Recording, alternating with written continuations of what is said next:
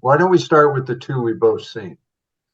Okay, sounds And good. just do them chronologically. I guess Scorpio Rising comes first, right? Yeah, so why don't we say maybe just by introduction, you had suggested putting these three together. Obviously, they're all in your book. I have your book. Like I still have to do that for any, like there's new people coming in all the time. But no, the three you decided to put together, which completely makes sense in my mind. Kenneth Anger's Scorpio Rising, Andy Warhol's Vinyl, and I think that's 65, right? Yep, 65. And then John Waters' Pink Flamingos. What's that, like 72 or something like 72, that? I checked. 72. It was his fourth film. He'd actually made three before that, none of which I've seen. Was Polyester before that, or is that no, later? Polyester comes well after. Well after, yeah, okay. He made Mondo Trasho in 69, which, obviously is a gloss on, I don't know how much it has to do with it, but Mondo Kane, the scandalous documentary, which I haven't seen that either. Then he made Multiple Maniacs in 70, which I think is very, I've read a little bit about. I think it's very specifically a Manson film.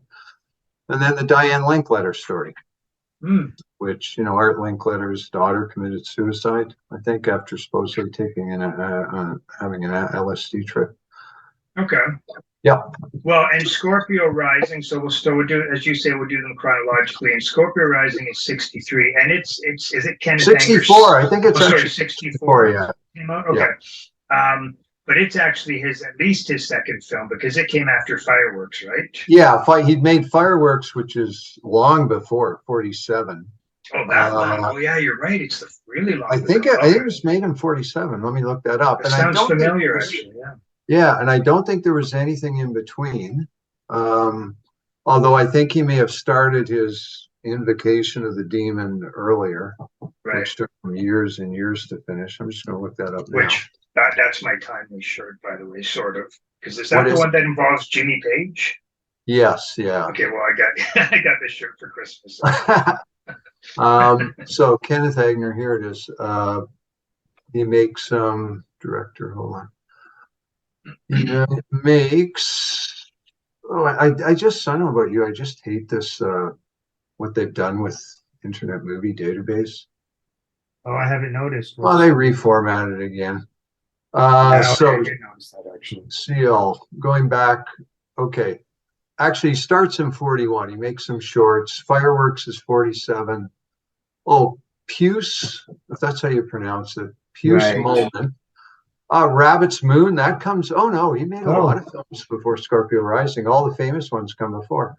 Rabbit's Moon, which has the great doo-wop soundtrack. I saw that with you, actually. Yeah, I remember that screening, actually. Yeah. And then D'Artify. I'm so terrible when I pronounce French. And then Inauguration of the Pleasure Dome is 54, and that's the one I've seen where he uses, I think, the Electric Light Orchestra soundtrack, which obviously added decades later. So he's done quite a bit before Scorpio Rising. So did you watch it again?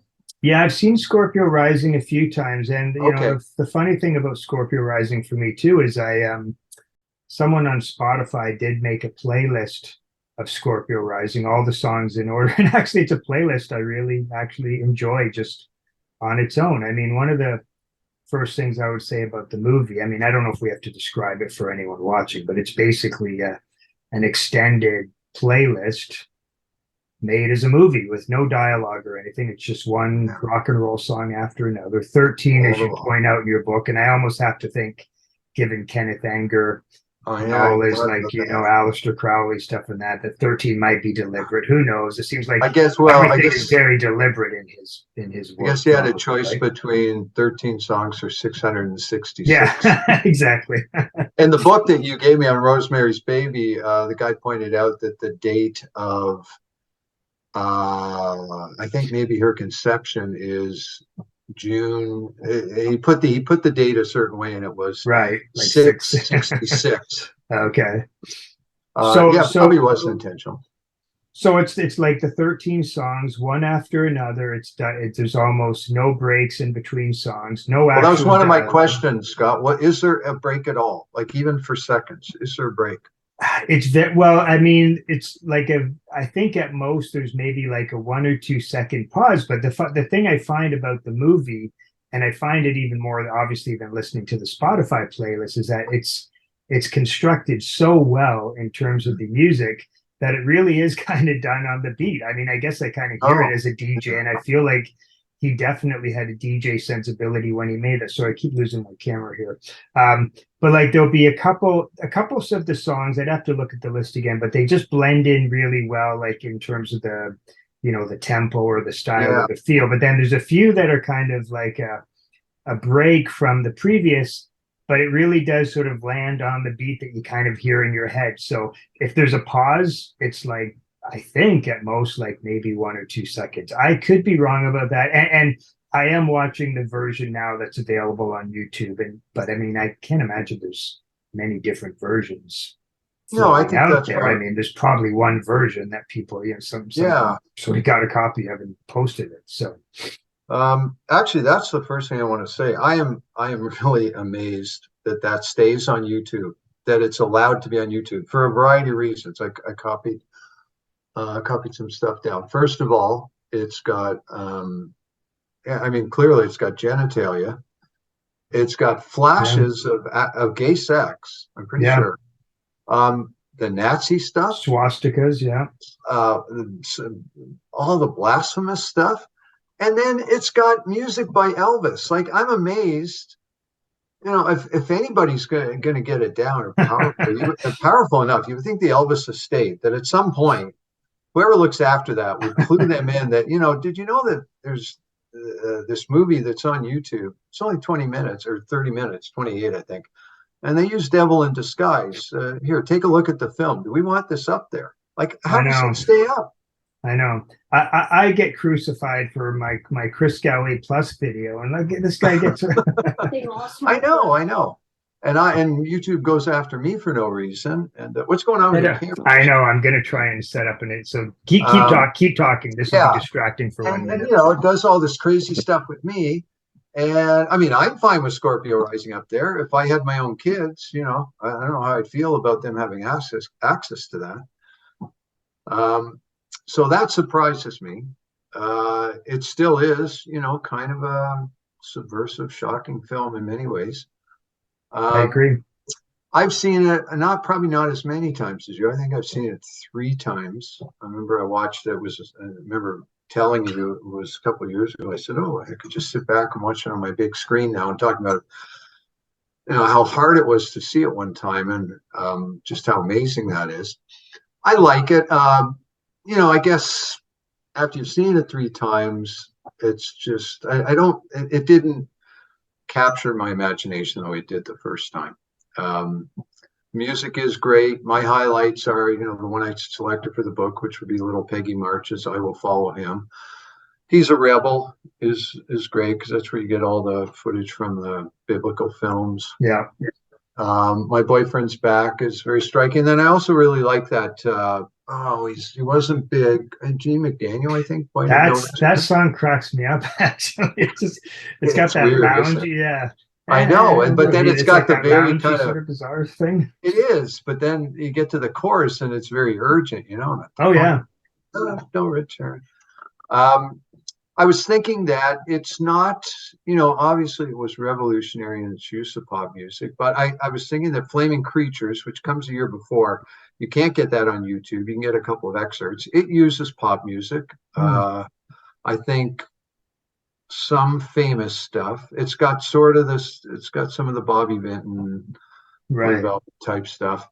And also, now, I don't know when this was added, but I went to the Lightbox once and saw a program of Harry Smith films. I think it was just exclusively Harry Smith. And one of them was from '64, and it used the Beatles. So my guess is that was added later. So I don't know how much of the underground American cinema was using pop music. I haven't really seen I saw Bruce Conner films. I think they come a little later. I don't think Scorpio Rising was there first, but it's one of the first. Sure. And I think I mostly agree with you. And I mean, it's not a movie that really has the emotional impact that draws you back again and again. It's more for it's a great, like, sort of flashy, I say flashy, not slick flashy necessarily, but just it's really arresting, the imagery and the editing and the quick cuts, and it's I think I like the way you had sort of said it in your book, I think, which I completely agree with. It's got that sort of feel that you feel that it really does mean something, and he knows exactly what it means, but it's for you, the listener, to figure out. Like, it's not obvious. I mean, there's some obvious associations you can make, like, there's the sort of S&M element to it or whatever, and Right. the gay bikers, And he's a and all rebel, that. obviously. Maybe not S&M, but the gay biker stuff and Right. all that.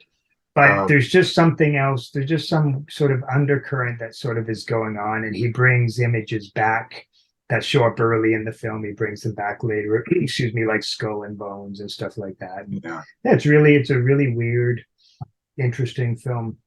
The I should one, have added Wipeout as a highlight too. That's pretty great.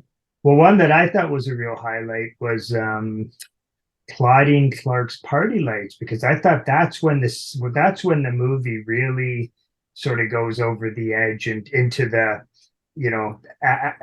parental control kind of stuff, because that's really when the party they do show up at the party. That's right. They'll arrive at this, whatever it is. It's some kind of just some like oh, there's the word I want to try to summon up, and I can't think what it is. It's like a sort of frat house party meets like It underground is. orgy or something, eh? Like it's Or just some some also very ritualistic thing. Yeah. And isn't the one biker, is he not up there basically play acting at being Hitler? Yeah, yeah, About that? Yeah. yeah. I did read an interesting anecdote once, and I mentioned this somewhere. It might have been in Radio On, but the one guy, and I was trying to pin down which guy it was. I think it's the guy. It's not Scorpio, who it turns out is the guy who's in the image that's used to advertise the film. It's the guy that's sort of blondish, and he's sitting often on his bed with surrounded by posters. You know the guy. Right. Yep. Yep. So he went on, and he was just years and years later. I think he was broke, and he was just trying to tell people, trying to convince people that he'd been in this landmark film. And that's all I have remaining of the story. I was trying to look up details, but there was something really sad about it, that he had this, he probably got a case of beer for being in the film. Yeah. Yeah. And he was still kind of hanging on his 5 minutes of glory. Wow. And it is sort of 5 minutes of glory. He was in this landmark American film, but trying to let other people know 2 decades after the fact. It was kind of interesting. Right after I watched it this time, YouTube takes you into something else. I'm going to make an effort to watch this. BBC did a thing in the early 90s on Kenneth Anger's Hollywood Babylon books. Mm. It's got him riding around in a limo, but it seems to be narrated by someone else. Wow. It's weird. I think I told you, I know I saw those films with you, but then I went back to see him speak once at one of the rep theaters, and it was a whole program of his films, and he spoke beforehand. He was so old at that point. He'd been around forever. He was in Midsummer's Night Dream in the 30s. Wow. I think he was just a brief flash of that in Scorpio Rising, although I think it might be Mickey Rooney that he uses. But he's got an amazing life story. Something I read actually, I'll show you. I actually haven't read this whole book, but I was looking at some of you have that book, don't you? I read that book, yeah. And that was, it was really good. It was hard though, because he goes into detailed descriptions of the films none of which I'd seen at that point.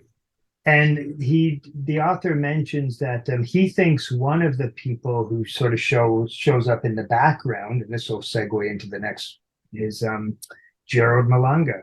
He says there's Scorpio Rising? Yeah, he says there's one shot where he's pretty sure it's Gerald Malanga, and they had just become acquaintances. Wouldn't doubt that at all.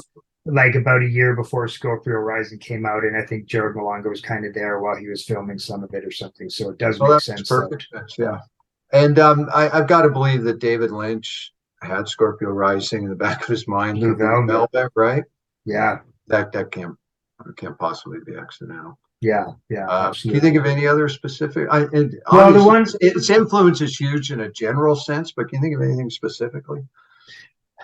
well, I mean, Scorsese, obviously, but Scorsese, yeah. no, but I do want to mention as a sidetrack, it just for some reason you mentioned Blue Velvet and David Lynch made me think of it. Another Kenneth Anger film, which I think it's not, I guess you wouldn't call it a film. It is available on YouTube, I'm pretty sure as well. Is what's the one he did? Custom Car Commandos. That's the one he made right after Scorpio Rising, and I Right, have and seen it's that. all with K, so KKK, obviously. That's But right, and it's all that's very short. it's just only a about 7 guy minutes. cleaning. It's cleaning a bike. I think it's a car, not a bike. He's I think cleaning so. a car, and it's to Yeah. the Paris Sisters. Just I love. Is it no? It's not Dream Lover by the Paris Sisters. Dream Lover, right? They're And it's covering. very. It's got that. It's definitely. It reminds me of a David Lynch. Something in Mulholland Drive or something for sure. Not necessarily the imagery, but just the use of that kind of. Well, Scorpio Rising kind of starts the same way. It's interesting because I mean the guy's just tuning up his bike, right? Mhm. It's Right. interesting that he would go back to that. Yeah, it's something you got to see once. Ideally in a theater, and Mhm. it's really I think it's the earliest thing in my book because it does kind of begin in a lot of ways the modern soundtrack. Yeah. Certainly, I can't all the rock and roll films that were done in the 50s. They have their moments, but I don't think there's anything as good as Scorpio Rising. It comes out the same year as the Beatles films. Yeah.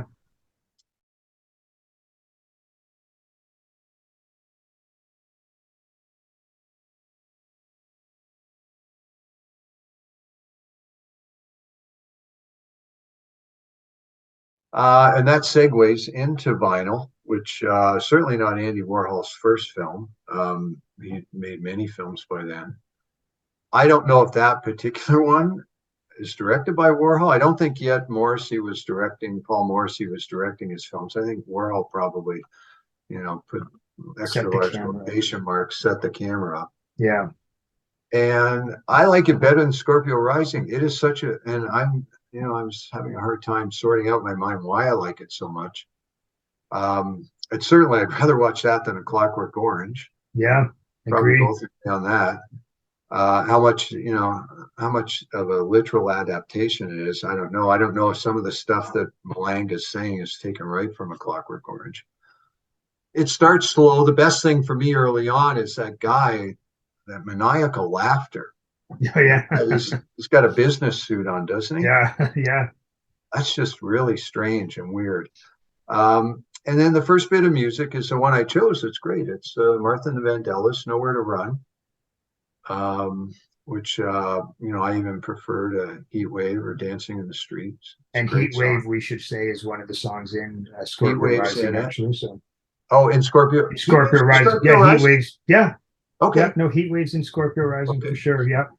Because there's one sort of similar song at the end of Vinyl, and I could not figure out what it was. Same with me. There's something about? I think I even wrote the time down is around, I think I've got like 59 Yeah, it's right in near or something. the end. And I just could not make it out. It's too, I mean, the whole thing is kind of raunchy, the sound, right? Yeah, it's got the same hard edge girl group sound as something like Nowhere to Run. Yeah. And after that, though, I made a couple of notes here. I just love the way, just that shot that's held for the whole film, the way everybody's packed into the frame. And he doesn't ever really change the camera angle, right? It's just the same. There's one moment towards the end where they do zoom in. Okay. And it's pretty, I think it's like, I don't think it lasts long, but he does. And I think I read about that too. And I remembered that there was a moment where he actually zoomed in the camera. And then I think it might have zoomed back to the regular shot. And that part, I'm not sure, but there is one zoom for sure. And that might be about I believe it because, Lightbox had a whole month of Warhol films, and I went to see a number of them, and he would do all this random zooming. It would just happen for no reason at all. Yeah, it was a joke. It was a joke on the zoom. Yeah. You're supposed to use zooms to call attention to certain details. Yeah. It's one of the shots that directors really abuse, and Warhol would just do this zoom, and it would zoom into nothing. Yeah. Back. So I believe that. And the angle of the shot is I mean, I should know. I just watched it 2 days ago. Is it sort of kind of looking down on everybody a little bit, slightly in a downward angle or an I think upward? a little. I It's think a not. little bit. I would say maybe. It's a good question. It's not eye level. It's either a Yeah, little bit down or a little I bit think it's a down or little a bit little down. bit up, and you've got Yeah. Edie on the right and the Yes. chair on the other side, and yeah, it's an interesting framing for sure. Now, I think I should have checked this. I don't know how that relates to her filmography, whether this came just before or after Poor Little Rich Girl, which was her big, her first big Warhol thing, which is interesting. I don't like it as much as vinyl. And then, it just becomes very, and it's hard to describe why, very sinister at the end, where you've got the Kinks, the way that Tired of Oh, I Waiting love that. is brilliant. The way that The Last Time is used. Yeah. Is amazing. I would say even better than Scorsese's ever used the Rolling Stones in a way. Now, why is that ending so sinister, Scott? What is it about it? I don't know, but I mean, I'm on the same train of thought as you, though. Like one of the things I just a note I jotted down, was that it's interesting that this is a sort of version of A Clockwork Orange before the Kubrick, because in many ways, and I don't even know if I've read I think I read Clockwork Orange when I was quite young. I might not even finished it, but I know enough about it. But it captures what I think of as Clockwork Orange in a way much more than Kubrick. Kubrick's kind of captures it in an over the top, ugly, sensationalistic way. This just captures something in the undertow of it. But also, I would say it's in some ways the most Stones film of all. It just got that because I think of 1965 and 66. For me, those are really this is for me personally. Those are really Stones years, a little more than Beatles years, because I just think it sounds cliched, but it's kind of when that that sort of darkness in pop music kind of took root, and I think it captures it so well in this movie. I am kind of surprised that I know Marcus isn't a Warhol fan, so maybe that's why, or maybe he just hasn't actually seen this. But to me, those last several minutes, there's something just weirdly, as you say, sinister and just. I remember thinking I almost, it's one of those things you don't want to keep looking at, but you just can't help it. It's just so. Oh, I know. When I watched it this time, it started off, and my first thought was, I overrated this. I didn't remember it that well. Nowhere to Run was great, but then as it went along, I started to come back why it made such an impression on me. And also, I mean, they're great dancers. Is it Gerard or Gerald? I always forget. I think Gerard. I think Gerard. Yeah. He's a great dancer, and she's a great dancer near the end. And she looks amazing when she's popping too. I'm Tired of Waiting. She's really feeling it, eh? It's pretty amazing. She's got the leopard skin print something on, I think. And the other thing, and this is the hardest thing of all to explain. And I jotted down one note, and I just said that, you look at it, and part of you thinks that, well, they just tossed this off. They didn't give it any thought. That's the whole story of Warhol. Then they were just sitting around. They're trying to keep occupied, and Lou Reed and John Cale wrote the song about what a workaholic he was. So he always had to be doing something, and it was just okay. Pick up the camera, we'll do something. When I watch that, I feel there's something more to it, that they knew that they were doing something that was going to last, that in 60 years there might be two guys like us sitting around talking about it, trying to figure it out. And I think they knew that they were saying something about the moment, capturing something. And when I say they, I don't necessarily mean everyone in the cast. I do mean Warhol and maybe people in the cast, that there's something more to that. If it was just this tossed off thing, I don't think I would connect with it as deeply as, am I projecting onto it? Is there something like that there? I don't know. I feel like there is. It does feel that way. The other thing I found I kept thinking about during that last segment is it seems so weird to me. Where is the music coming from? It literally does sound like there's someone in the background just throwing on these records.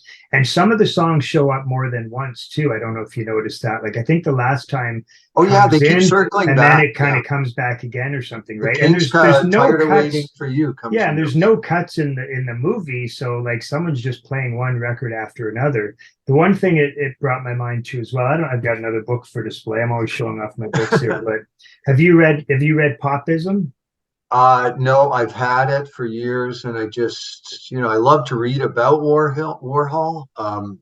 I don't know why I haven't read any of It can be a Warhol's. little hard to get through sometimes, but the one thing that is kind of interesting about this book is when you read it, and you can even get it from looking at the index, they did have pop music playing all the time. And he mentions very specific, like even not just I think groups, you but told me, records, yeah. lots of girl groups and all sorts of stuff. And he'll talk about, like, I think there's quite a bit or a good section in here on Dionne Warwick. And he's just talking about how, a certain Dionne Warwick record was playing in the background, like for this whole week or something like that. I I guess in some ways the movie is a bit of an encapsulation of that as well. That I think the factory was just this place probably where, and I don't think it was just pop music. I think they played a lot of opera and stuff as well. But I guess music was kind of playing in the background of time. But no, I think I I don't dismiss your point. Yeah, even more we'll than never know if that was the intention Right. behind it, but it certainly feels that way when you watch it. That there's, it, it, I know. Maybe I put it this way.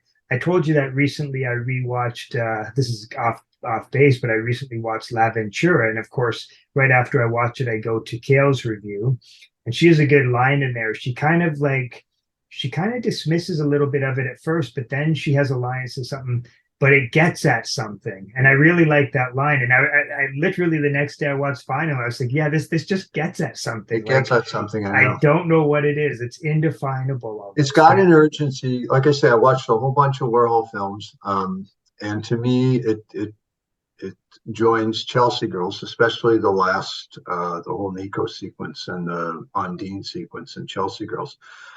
Those two things are easily the most urgent Warhol things I've seen. I mean, some of them are just silly, some of them are boring, some of them have great passages, funny passages, but Vinyl and that last section of Chelsea Girls and other parts of Chelsea Girls, to me, it's like Cale says, there's something there that's very hard for me to find the words to describe.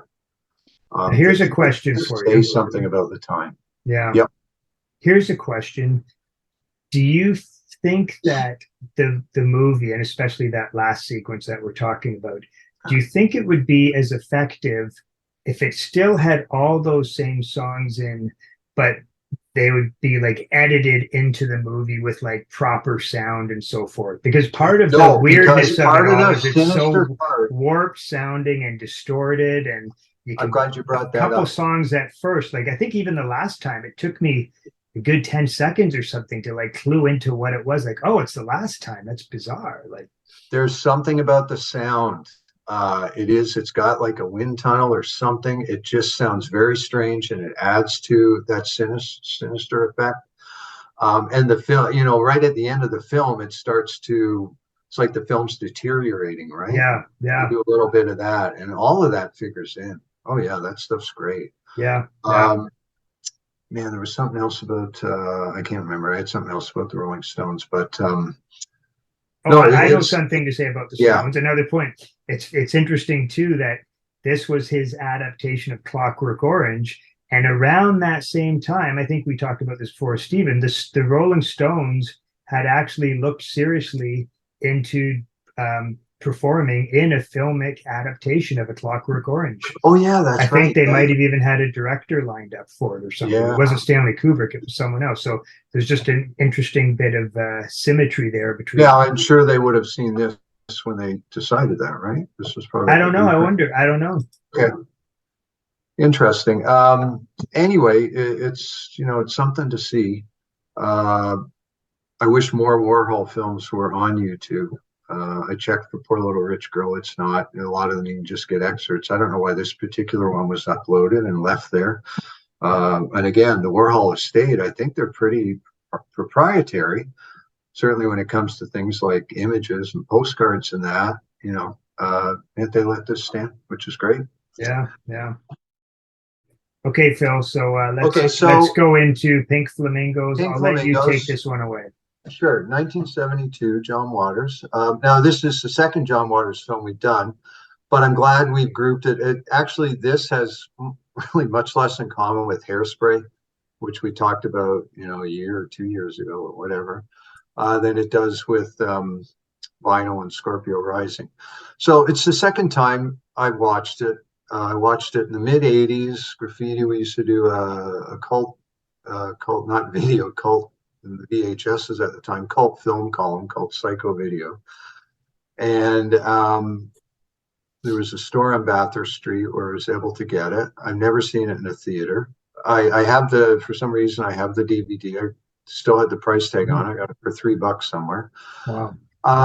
So it was interesting watching it again. My first thought was, like Scorpio Rising, it's much more graphic than I remembered it. So much so that I almost wonder if whatever I saw in the mid 80s was, I mean, it couldn't have been censored, but almost like it was a slightly cut version or something. I don't know, but it was just really graphic at times. And the other thing was, hold on, I was make these notes. It's really interesting. I think what he had first and foremost on his mind was just striking against the whole, you're coming out of the hippie era, and John Waters obviously is far removed from that as could be. And he made it very plain. There's this great moment, and these were the things that sort of captured me the first time I watched it, and they still hold up great. There's this great moment where Divine, it's sort of the same sequence that Girl Can't Help It comes from. She's just walking past this wall, and scrawled across the wall in huge letters, it says "Free Tex Watson." Manson's right on by.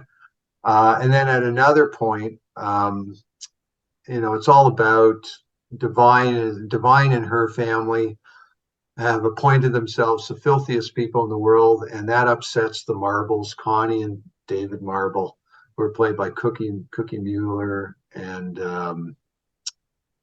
do I have that right? Or no, Mink Stoll and David somebody, one of two people from John Waters' circle. And they're really upset by this. They believe they're the filthiest people in the world. And part of their thing is they go out and they abduct hitchhikers.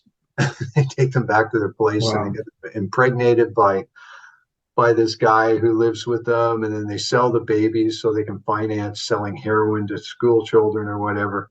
So anyway, they're out trying to find somebody, and she says something like "fucking hippies," So that's really the kind of the number one thing in the film, I think, where he just wanted to make it the most unhippie film he could make, and shows contempt for really the whole decade and that whole era. And that's kind of interesting. The song I picked there's about 3 or 4 great uses of pop music. The song I picked was Little Richard's "Girl Can't Help It." And that was probably the first time I'd ever heard that. What I knew of Little Richard at the time, even in the mid 80s, I don't know if I had my Little Richard compilation at that point. I probably did. But, the 3 most famous Little Richard songs are Good Golly Miss Molly, Tutti Frutti, and Lucille. Of those 3, I don't really care for Tutti Frutti at all. It just seems kind of corny to me. Good Golly Miss Molly's fine. Lucille I love. Lucille's got what, for me, The Girl Can't Help It has, which is it's a really sinister song. And the way it's used in the film, it's great. Divine's just walking around Baltimore. Does she go into no, that's when they use the other, another great song they use Frankie Lyman's "I'm Not a Juvenile Delinquent," where she goes in this store and the butcher cuts meat for her. And then she puts the meat between her legs right in the store so she can steal it, but also just because it obviously gives her some sexual gratification. Can I just ask you, The Girl Can't Help It, is that the opening scene in the movie or no? No, it's pretty early. It comes within the first 10 minutes. It starts in their trailer, in their mobile home, in their trailer park. And she's got her daughter is Edie the egg lady. It's just the most bizarre thing. It's Edith Massey, who sits in this playpen. I don't know if that's supposed to be a reference to Brian Wilson. And it's got sort of a Beatles reference, the Eggman. She just waits. She wants the Eggman to come. All she wants to do is eat eggs, and her whole day is spent waiting for the Eggman to come. And her son, who I think is supposed to look like Manson, and his, not even his girlfriend, Cotton. I don't know how I got onto that, but that's how the film starts. And then Divine wants to go downtown to pick up a few things. So that's when they use the girl gang out of it. And the other musical thing that would really interest you, Scott, he uses a form of sampling in it. When they have this big, again, it's kind of like Scorpio Rising, in that they have this big celebration to celebrate her being dubbed the filthiest person in the world. And there's like 50 people there. Obviously, John Waters had this whole subculture in Baltimore.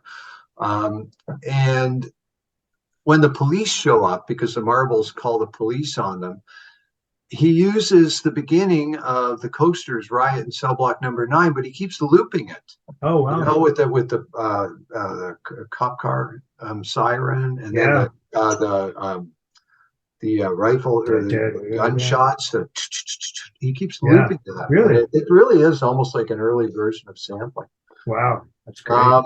Those are both great. The Trashmen are in it, and that's the scene that the Trashmen are used. That's hard for me to watch. Is that the feces scene or something? No, that comes right at the end of the film. Okay, that was the infamous. That's scene. Easier to watch in this scene for me. Okay.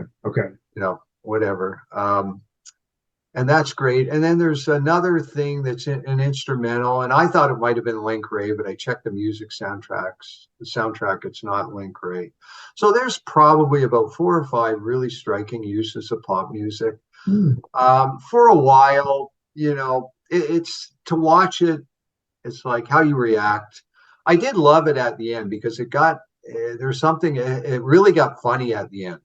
There was one thing, this kind of beats, first of all, it beats American Graffiti and Mean Streets by a year. It comes out in 1972. So the whole use of pop music comes before Mean Streets and American Graffiti, obviously after the other 2 films that we've discussed, and obviously hugely influenced by both Warhol and Scorpio Rising. But the other thing it kind of scoops by a year is The Exorcist. And it's the funniest part in the film to me, because again, being so graphic, they each of the filthiest pairings are, after each other. They each visit each other's residence, and the Stolls set fire to Divine's mobile home. But then Divine and her son visit the Marbles' home, and right on their couch, and as graphic as can be, Divine gives her own son a blowjob. Because they want to pollute the house. They want to make sure that they so filthify this house that it can't be lived in anymore. And then when the Stolls go back to it, and this is the connection to The Exorcist, it's like the furniture has become possessed. The first time they sit on the furniture rejects them. It actually throws Mink Stoll right off the couch. And then the chair rejects the son. And then you see a shot of the chair with the cushions on it going up and down. It's very Exorcist-like. Wow. So that made me laugh. And then the very ending was great too, because they call all the media and they hold a kangaroo mock trial. They've got the Stolls there tied up, and they just, I got to admit, Scott, I came up a little short on time, so I fast forwarded, but they have this mock trial, and then I think they just assassinate them at the end. And then the famous bit with the dog shit happens. Right. But it's all over the place. The script is so artificial, obviously intentionally, and that's the Warhol effect. Scorpio Rising has no dialogue, but Pink Flamingos is like a traditionally scripted film, and some of the dialogue is very funny, and there are parts where clearly characters are reading. They keep looking down at a piece of paper so they can remember their lines. Wow. And there's these awkward pauses, and some of it's very funny, and some of it's just, you don't know how to react. Yeah. But that scene with Girl Can't Help It is great, and certainly Riot in Cell Block Number 9 is great, and so is Surfing Bird. Now, obviously, it's Baltimore, so that would explain this a little bit. But I couldn't help but notice in the Little Richard scene, I think all the people she walks by are African American. I don't think there was any white people in the scene. Maybe there were some, but it was prominently African American, which is kind of interesting. And they're all they're all gawking at Divine, of course, and it was probably, I would assume it was like real, like in that, you know, those people aren't staged. They just probably took a camera out to the street. So, well, that kind of anticipates Hairspray. Yeah, that's what I was thinking. Yeah, I don't think there are any. I'm trying to think of the people at the party. There's certainly no black characters with any speaking parts. I can't remember the party now, but yeah, that is interesting. And I don't think it all takes place in Baltimore, because I think where she is living, I don't know, is it somewhere else? I can't even remember. But you should try and see it once. Maybe next time I see you, I'll bring the DVD. It's not available for streaming. I think they had it on Prime at one point and they took it off. And that's the other thing I wanted to say. There's a great moment where there's a picture of Nixon on the wall, and obviously, this is very much a Nixon film. Sticking it to the if you despise Nixon, and Waters is so far out, and on the one hand he despises hippies, but then, the friend of my enemy is also the enemy or something. He despises both sides of you. He despises Nixon, and he despises the hippies that despise Nixon. And the other thing I meant to say, John Waters, what's going on. I'm sure I don't know if I sent you that Cramps clip from the Wednesday show. Yeah, I'm familiar. Yeah, which is kind of a huge thing right now. And, it's really amazing to see the Cramps brought into popular culture that way. I think one of the first moments where I experienced that disconnect was when they had a whole Simpsons episode with John Waters. Because my first exposure to John Waters, even before seeing Hairspray or Polyester, was seeing Pink Flamingos. I mean, he was basically as far outside of the mainstream and not popular culture as part of that, but as far outside of the mainstream as you could be in 72. In a way, not really, because I think there was that part of him that was the entertainer and wanted to make the audience laugh, and wanted to be part of, to be really outside, you have to go and you have to make Jan Dielman or make Stalker or something. Yeah. So he kind of wanted to be part of that too. But at the same time, seeing him in The Simpsons was a shock. No. To see this guy not necessarily domesticated, because they let him be himself. But it was just to see how far he traveled from Pink Flamingos. That was kind of interesting. And Warhol made the same journey too. Yeah. Kenneth Anger never really did. I don't think he ever became just this lovable guy, Kenneth Anger. Well, it seems like John Waters, in some ways, I actually, in some ways, think that punk had a little bit to do with his eventual popularity, because one of the things that I think kind of came out of punk, and this ties in with the Nerve era and stuff, maybe a little earlier than Nerve, but was that whole, like, it seemed like the 80s was when that whole sort of, what do they call it, like the incredibly strange cult, like there was that magazine Research or whatever. Research, all about the incredibly strange creatures, and I think John Waters was kind of like a beacon of that sort of that subculture, right? So I feel like it was around the 80s and before Hairspray that, like, I started hearing about this John Waters guy all of a sudden. Well, I was going to say another key moment or key book in that would be the Hoberman Rosenbaum book. Jay Hoberman and Jonathan Rosenbaum both wrote that book, Midnight Movies, which I think came out around 83 or 84, maybe slightly earlier. And it had chapters Eraserhead's very prominent, Rocky Right. was very prominent, but Pink Flamingos is also very prominent. And I'm sure I read that book before I'd ever seen Pink Flamingos or any, actually, because they weren't all that easy to see. I mean, they would play the Roxy sometimes, but I'll bet you those first three films I don't know about all of them, but I'll bet you the Diane Linkletter story is hard to see now. I'm going to make an effort. Yeah. Multiple Maniacs, I think, probably got a DVD release. But anyway, to speak to your point, yeah, I think there was that moment when, and that did tie in with punk and everything. Yeah, I just say punk because I think like, yeah, just the doors opened on all sorts of weird stuff, that even happened before people were more receptive to it. and Divine becomes stuff. part of punk, kind of punk disco crossover, right? Yeah, yeah. She starts That making whole sort of moment. Yeah. Yeah. So that is interesting. John Waters now, he's got to be in his 70s. He's going to be another guy that one day, if you or I are still around, you're going to see his obituary. He's going to die, and people on Facebook are going to go crazy because he's influenced so many people.